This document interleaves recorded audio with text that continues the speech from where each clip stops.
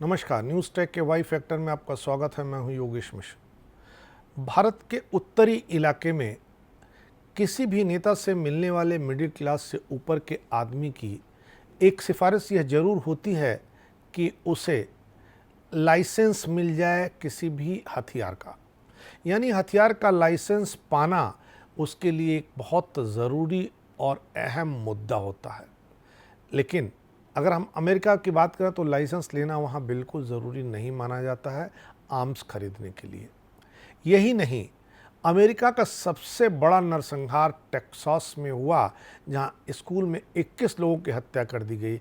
उसके बाद भी लाइसेंस को लेकर के, हथियारों को लेकर के कोई सवाल नहीं खड़ा हुआ, जबकि हमारे यहाँ एक छोटी सी वारदात होने के बाद भी इस तरह की तमाम बातें चल निकलती हैं। टेक्सास के कांड ने अमेरिका के मुक्त हथियार नीति पर जरूर सवाल खड़े किए और प्रेसिडेंट जो बिडेन ने बंदूकों पर प्रतिबंध का आह्वान किया, लेकिन आज तक कुछ भी नहीं हो पाया।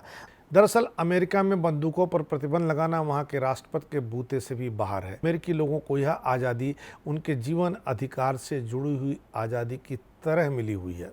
गन कंट्रोल की बात करने वाले तमाम प्रेसिडेंट कुछ नहीं कर पाए सिवाय आह्वान करने के। अमेरिका में नागरिकों को हथियार रखने का संवैधानिक अधिकार मिला हुआ है। यह अधिकार सीमित करना या खत्म करना कतई आसान नहीं है। रिपब्लिकन पार्टी में इस अधिकार के प्रति सहानुभूति काफ़ी ज़्यादा है। कई डेमोक्रेट्स भी इसके समर्थक रहे हैं। सीडीसी की मई 2022 की रिपोर्ट के अनुसार कोरोना महामारी के पहले वर्ष में 1994 के बाद से बंदूक हत्या की उच्चतम दर देखी गई, जिसमें कुल 19,515 मौतें हुई। 2021 में यह आंकड़ा बढ़कर 20,915 हो गया। 17 मई 2022 तक अमेरिका में बंदूक से संबंधित 7,161 हत्याएं हुई, जिसमें सामूहिक गोलाबारी से 203 मौतें शामिल थीं। 2021 के आंकड़े बताते हैं कि बंदूक से होने वाली मौतों के मामले में अमेरिका दुनिया में 32वें नंबर पर था। 2019 में अमेरिका में प्रति व्यक्ति 1 लाख लोगों में से 3.96 मौतें बंदूक से हुई। यह ब्रिटेन की तुलना में बंदूक से संबंधित मौतों का 100 गुना अधिक है। यूके में 1997 में एक प्राथमिक स्कूल में शूटिंग के वारदात के बाद बंदूकों के निजी स्वामित्व को पूर्णतया प्रतिबंधित कर दिया गया। अमेरिका में बंदूक रखने की आज़ादी 200 साल पुराने संविधान के दूसरे संशोधन के मात्र एक वाक्य से है। इसमें कहा गया है कि चूंकि एक स्वतंत्र राज्य की सुरक्षा के लिए एक अच्छे प्रकार से विनियमित मिलिशिया आवश्यक है, हथियार रखने और धारण करने के लोगों के अधिकार का उल्लंघन नहीं किया जाएगा। पिछले कई दशकों में बंदूक नियंत्रण पर वहाँ के नेता इतनी अलग अलग राय रखते हैं कि वहाँ के संसद में कोई भी एक राय आज तक बन ही नहीं पाई। वास्तव में 1994 के बाद से कोई महत्वपूर्ण संघीय बंदूक नियंत्रण कानून लागू नहीं किया गया है।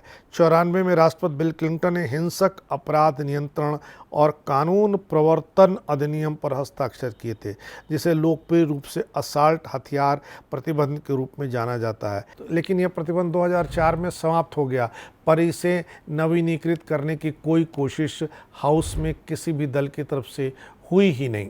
2013 में कनेक्टिकट प्रांत में एक अकेले बंदूकधारी द्वारा 20 बच्चों और 6 शिक्षकों की हत्या करने के बाद सीनेट में बिल पेश हुआ, लेकिन मतदान में यह बिल पास नहीं हो सका। उस समय से सख्त बंदूक नियंत्रण कानूनों के डेमोक्रेट के सारे प्रयास लगातार विफल होते आ रहे हैं।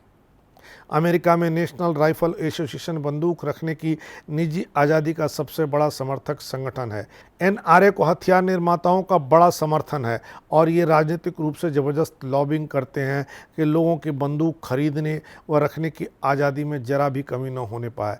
एनआरए का आधार यह है कि अमेरिका में नागरिकों को हथियार रखने का संवैधानिक अधिकार मिला हुआ है। इसका सीधा मतलब है कि उच्च शक्ति वाले हथियारों की कोई सीमा नहीं है। एक व्यक्ति चाहे तो कितने भी हथियार किसी भी शक्ति के खरीद सकता है, रख सकता है। एनआरए के सदस्यों का एक बहुत ही वफादार आधार भी है, जिनके लिए बंदूक की स्वतंत्रता सर्वोपरि है।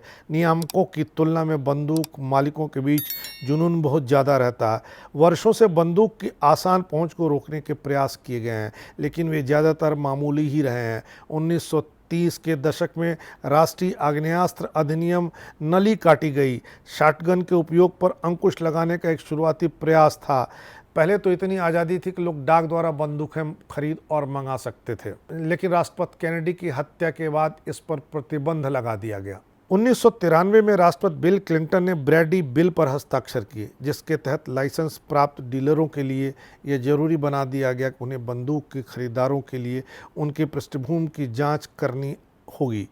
1994 में क्लिंटन असॉल्ट राइफल के निर्माण और आयात पर प्रतिबंध लगाने के लिए सफलतापूर्वक एक विधेयक लाए, लेकिन यह विधेयक 2004 में समाप्त हो गया।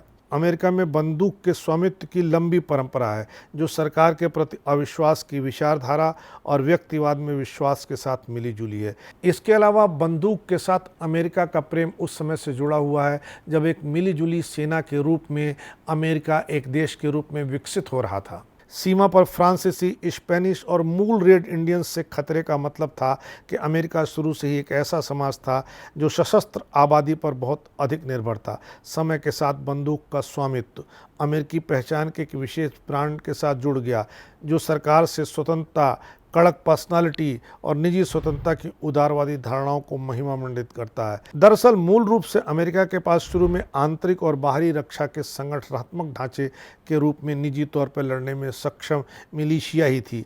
अमेरिकी संस्कृत के एक एक्सपर्ट के अनुसार अमेरिकियों के पास पश्चिम के इलाके को जीतने और ब्रिटेन को पीछे छोड़ने के साथ सांस्कृतिक रूप से जुड़ी सभी चीज़ों को सही ठहराने का एक लंबा इतिहास है। पुराने समय से अमेरिका में मिथक रहा है कि बुरे लोगों के खिलाफ सुरक्षा देने में सरकार असमर्थ है। Johns Hopkins Center for Gun Policy and Research के एक निदेशक डेनियल वेबस्टर का कहना कि अमेरिकी व्यक्तिवाद बताता है कि नरसंहार जैसी गोलीबारी की तत्काल प्रतिक्रिया विधायी उपायों की तलाश में नहीं है। हर गोलीबारी के बाद गोली चलाने वाले के व्यक्तिगत व्यवहार पर ध्यान केंद्रित किया जाता है। कभी सामाजिक हालातों पर कोई भी चर्चा नहीं होती है। बहरहाल टेक्सास की घटना के बाद एक बार फिर से बंदूक कंट्रोल पर आवाज़ उठाई जाने लगी है, लेकिन अमेरिकी लोगों का जिस तरह का बंदूक और हथियारों को लेकर के आकर्षण है, जिस तरह उसे अपने संवैधानिक अधिकार से जोड़कर देखते हैं, उसे देखकर नहीं लगता कि यह आवाज़ कुछ कर पाएगी या न कारखाने में तूती से आगे कुछ बढ़ पाएगी। इस बार इतना ही। अगली बार फिर मिलेंगे किसी नए सवाल पर नए ढंग से बात करने के लिए। तब तक के लिए नमस्कार।